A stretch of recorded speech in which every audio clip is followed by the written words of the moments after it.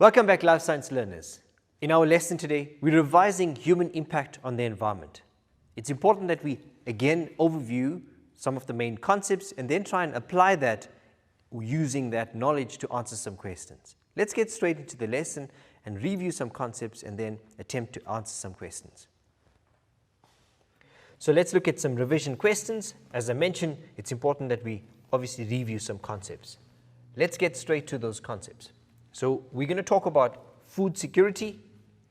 What does that mean? And food security essentially often refers to the availability and access that individuals in a population have to food. We talk about the availability of food, its affordability, as well as its accessibility. So how accessible is food?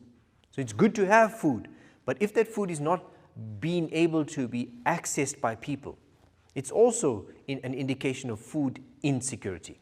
So those are concepts that we need to recollect.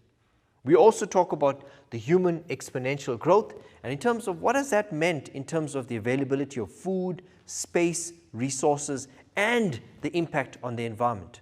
Okay? Monoculture as an impact on the environment in terms of where farmers are growing specifically a type of crop, and that's again due to the pressure and demands of being able to supply an increasing human population need. What are invasive plants and how the cultivation of plants from different areas has led to invasive species impacting indigenous species of plants. The gene pool and the impact that invasive plants have on gene pool, and the importance of seed banks as being facilities that are able to store seeds in the event that we have a global crisis where a species of plants are affected. And we know that these are important facilities that ensure that the sustainability of our current plant species can be maintained in the future, should there be a world crisis around a plant's existence. Right, and so what is food security as an overview, guys? It's important that we understand that food security exists when all people at all times have physical, social, and economic access to sufficient, safe, and nutritious food that meets the dietary needs and the food preferences for an active and healthy lifestyle. And this was obviously something that was agreed on by the World Committee on World Food Security. And guys, it's important that, as I mentioned, that food needs to be nutritious. You need to have a specific dietary requirement that fulfills the needs of humans. And so having food is important, but as I mentioned, it's the quality, the accessibility, and the nutritional value of food is important.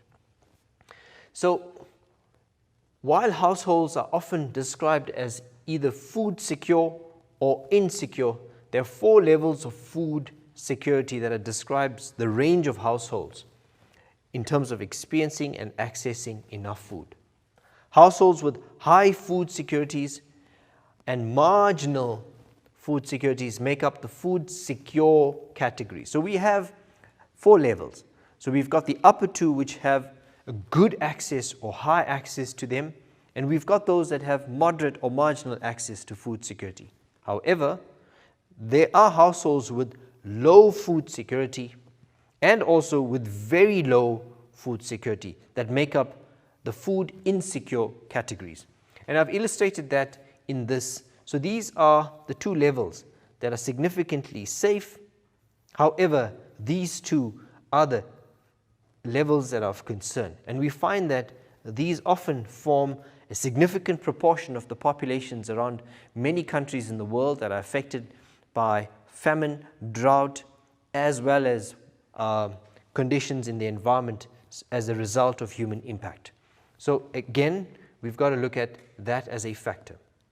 It's important that we understand what the human growth has been over the last few centuries.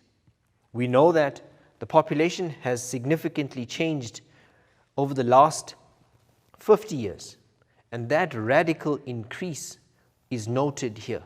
And so we talk about the world population radically increasing in the last 150 years. And that's predominantly due to improved healthcare systems, improved mechanization, more access to food and medical care, and that has all led to an increase in the global population.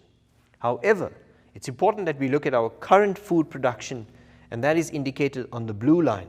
And that blue line shows you that our current food production has, yes, drastically increased, and that's due to the advancement of technology, due to the access of more farming methods that are more sustainable. However, a concern is that it is projected that our future food needs are significantly out of sync with our current food production. And this creates a concern, meaning that our current production of food will not be able to sustain the future demands of the population. And so that's a significant concern in terms of food security for the future. So the human population has grown significantly since 1750. And as I mentioned, there's about 800 million to 2.5 billion by 1950. By 1985, it had doubled again to 5 billion, and then we saw that it's currently around 7.2 billion. And so that can be illustrated as a significant increase in a short span of time, and that is what we refer to as an exponential growth. It is estimated that the human population will reach about 9.1 billion by the year 2050. So that is a concern in terms of our access to food and sustaining healthy nutritional requirements. This continued exponential increase in the world population puts more pressure on our basic resources for food production.